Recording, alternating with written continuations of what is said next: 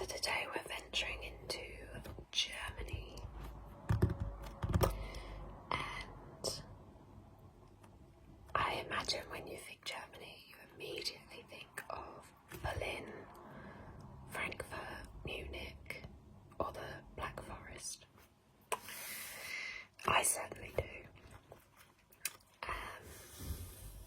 But today I'm going to talk to you about a different city.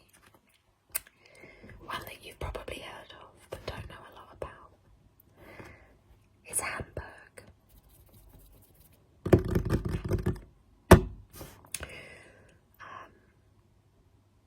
Hamburg is actually the second largest city in Germany. The first obviously being Berlin.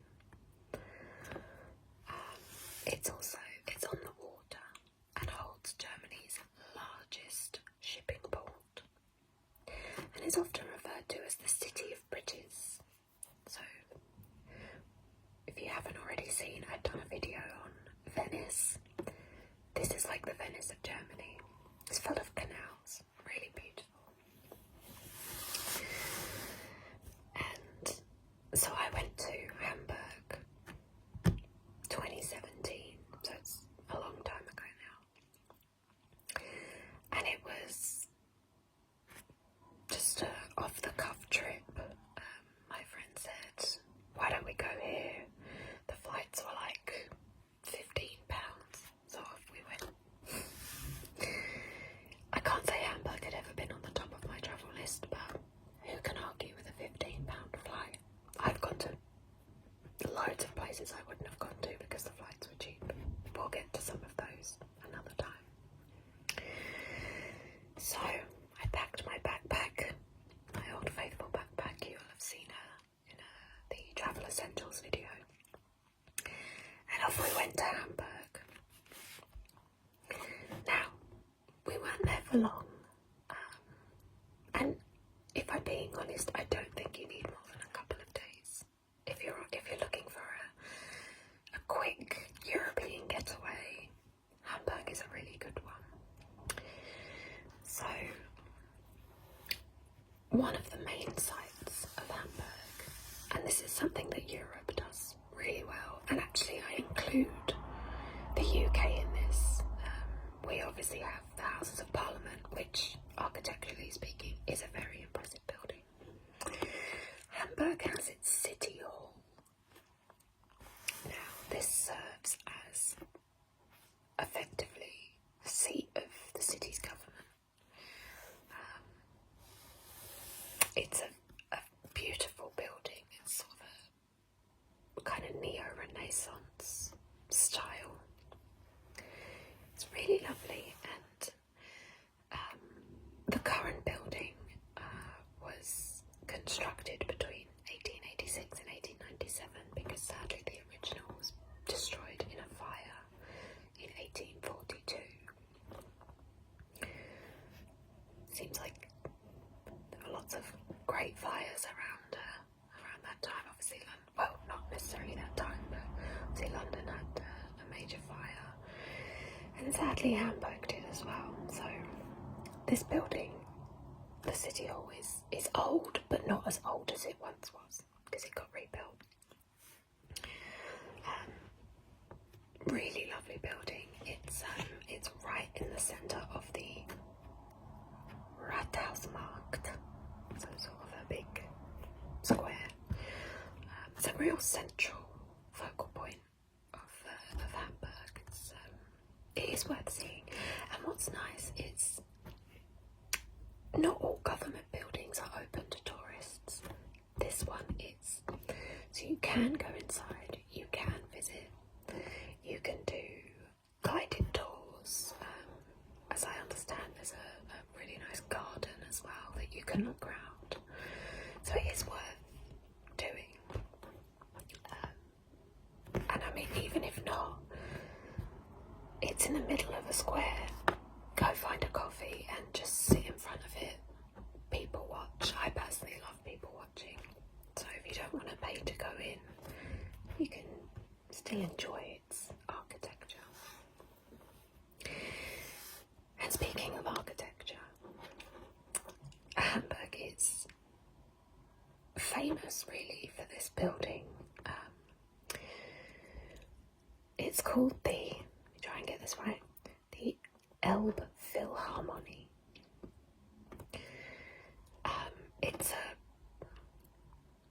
It's a strange shaped building. It kind of looks like a square wave. You'll see from the picture what I mean. And it's a concert hall. So think Sydney Opera House. Hamburg has its own one, but it doesn't look anything like the Sydney Opera House. But it's considered one of the best in the world for a listening experience. It's really interesting. So if you don't want to go for a concert, you don't have to. As I say, it's kind of this square wave shape on top of another square building. And what you can do is just go up in. You go up something called the Tube, which is this 82-metre long escalator. It takes up like 3 minutes to get up it. It's inside this curved kind of tunnel almost. It's really quite impressive. So anyway, you take that up and you can walk around the edge of the building outside. It offers a really nice panoramic view of Hamburg, and it's right on the water, so you can look out. It's really lovely. So if you don't want to go for a concert, you don't have to. You can just go for the views. But if you do want to go for a concert, as I say, it's considered one of the best in the world for listening and a listening experience. And there's a couple reasons why that is. So the hall officially opened in 2017. So I was quite when I went, it wasn't long since it opened. I didn't go for a show. So inside the concert hall, it has this thing that I understand is called a vineyard configuration. And essentially it's a big hall, but the way it's been designed with this style is so that any single person, no matter where they're sat, is never more than 30 metres away from the conductor. So, and people have said over the years, performers and concert goers alike, it really offers like a crystal clear sound. There's no interference, there's no like droll hum in the background. It's been designed really specifically so that you can have the best listening experience possible. So wherever you're sat, even if you're in the cheap seats, you're never going to be more than 30 metres away from where the action's happening, which I think is really good, because if you've ever been to a London theatre, you get the cheap seats, you are up with the gods, you are right at the back. It's always boiling hot as well. There's no aircon in old London theatres, it's ridiculous. So you're sweating bullets, you can barely see the stage, you can just about hear what's going on. And honestly, you're higher to the moon, closer to the moon than you are to what's going on. So it's this, in terms of the Elbphilharmonic, this is premium listening and viewing. And another thing they've done, as I said, there's no like dull hum in the background. There's no like, you know, if you've been out, right, and you come home late and it's like 3 a.m. in the morning and you're walking along the street and there's kind of like that just, I don't know, just a sound. It's not a specific sound, it's just I presume it's like the hum of the electricity or of the, you know, the street lights or whatever, I don't know, but there's that some kind of sound. This doesn't have that, and it's done through something called decoupling. Something I'm familiar with because I'm single. But decoupling, essentially, they've built it so that it completely stops any outside noise. So as I said, it's right on the water, and this is Germany's largest shipping port. You'll see stuff coming from all over the world, and actually there is a bar, sort of like a beach bar, I guess, that you can sit and you can just watch the boats go by. I can't remember what it's called, but I mean, if that's your vibe, that's fun as well. So to stop any kind of, ship horns going off, the sound of the boats, anything like that, they've used this decoupling method. And what it does is they've built the hull so that it's resting on hundreds and hundreds of these giant steel springs. And those are what absorb any outside noise. So that actually, when you get into the hull, there isn't any outside sound because it's been absorbed by these poles, springs. Which, I mean, if you've paid a lot of money to see something, the last thing you want is some ship's foghorn going off and ruining it. So they've really built this building with the listener in mind. So, as I say, I've personally never gone. I've never done a concert there. But if I was going to, I'd pick that. It's a hell of a lot easier for me to get to than it is to go to Sydney Opera House. So, Hamburg, they've got it right. Something else that's worth doing, as a lot of European countries are known for, Germany is no exception. Bicycles. Everyone rides a bike. You really have to have your wits about you. You don't need to pay any attention to the cars, in my mind. It's the bicycles you have to look out for. So I do recommend, if you have the time, go on a bike tour. Go around the city. They take you around the canals. There's parks. It's really worth doing. And when I went, we had a really good guide. And considering that Hamburg is Germany's second largest city, after the tour, I bumped into him 3 separate times. 3 separate times. So I mean, do with that what you will, but a bike tour's really good. He'll take you all around. I really liked it. It's a good day out. I mean, if the weather's bad, maybe don't do it, but if it's a nice sunny day, I really recommend doing a bicycle tour. And of course, you can't talk about Germany without talking about one particular food and one particular drink. The food is currywurst. Currywurst, I should say.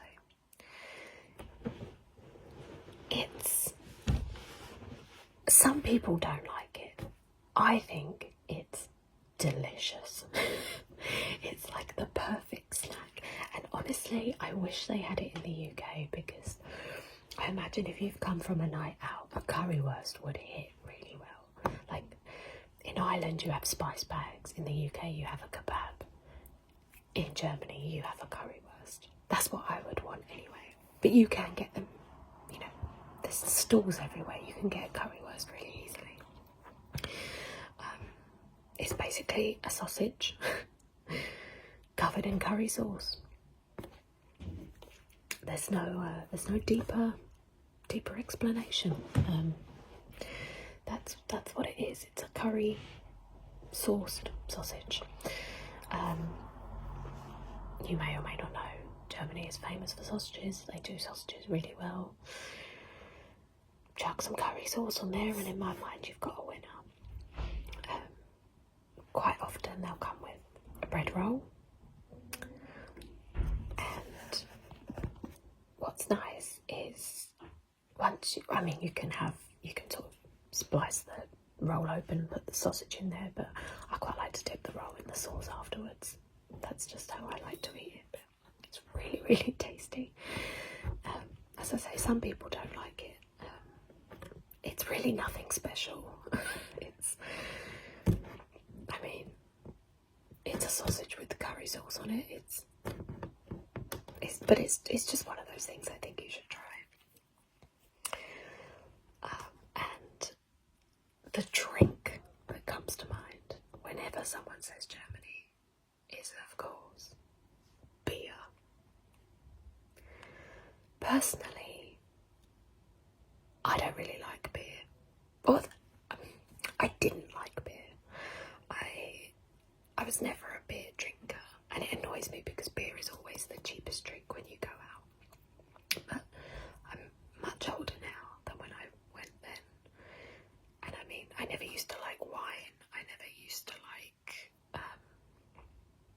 tonic and stuff like that. Whereas now, my go-to drink is gin and tonic. And I don't mind a glass of wine. I'm not a big wine drinker, but I mean, if it's good wine, I like wine. So I didn't like beer. I don't drink beer now because, as I say, I tend to go for a gin and tonic or a vodka lemonade or something. I drink more clear spirits than anything because they're good for you.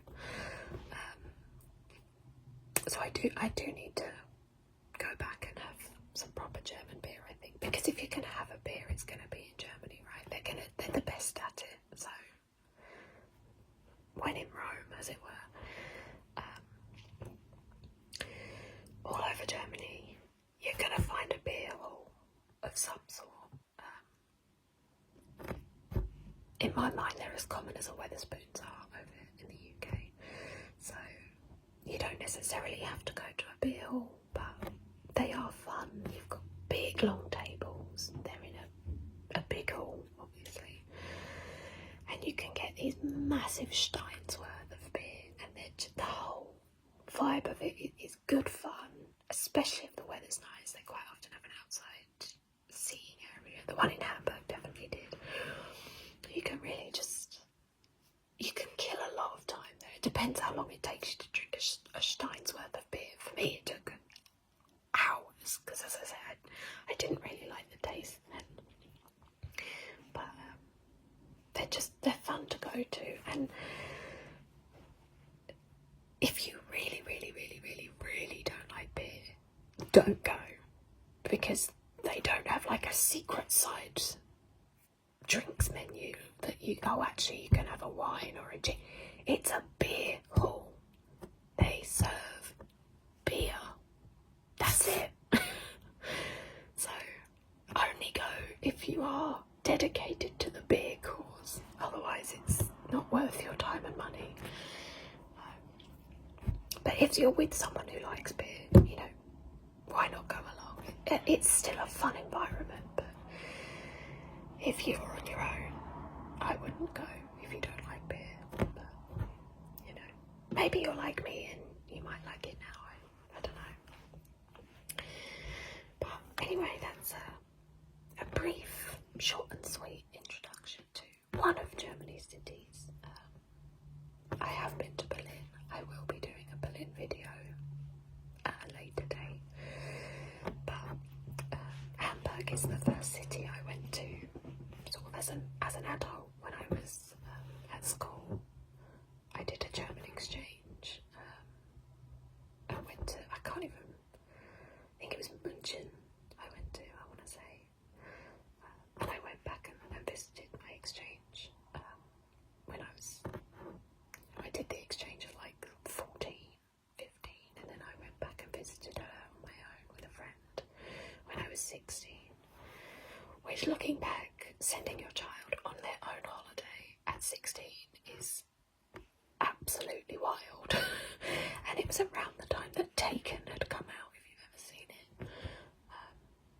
My eSIMs weren't a thing then. And I don't think going to a shop and buying a SIM card wasn't a thing either. You had to change your data plan at home before you went, which I obviously didn't do, so I've just gone off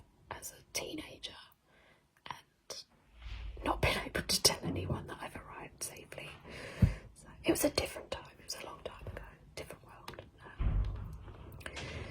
But obviously that was when I was much younger. So as an adult, consciously deciding to go somewhere, not going because my friend lives there, or it was Hamburg that I went to. So it's not always on everyone's travel list, but I suppose it kind of holds a special spot for me, because I think when I went, I was also recently single back then as well, and I went with a friend of mine, and we could do our own thing. We had money, so we could, it was just it holds a special place in my heart, because it was kind of the gateway drug, as it were, to me now, going on a lot of holidays. I don't think I go on a lot of holidays, but that's because I work in travel, and people I work with go all over the world all the time, but by normal people standards who have like normal jobs. I go on holiday a lot, so yeah, Hamburg was kind of the first independent, on your own, find out who you are trip that I ever did, and yeah, I liked it. I'd go back for the nostalgia. So if you don't want to go to Berlin and you want to see other parts of Germany, put Hamburg on your list.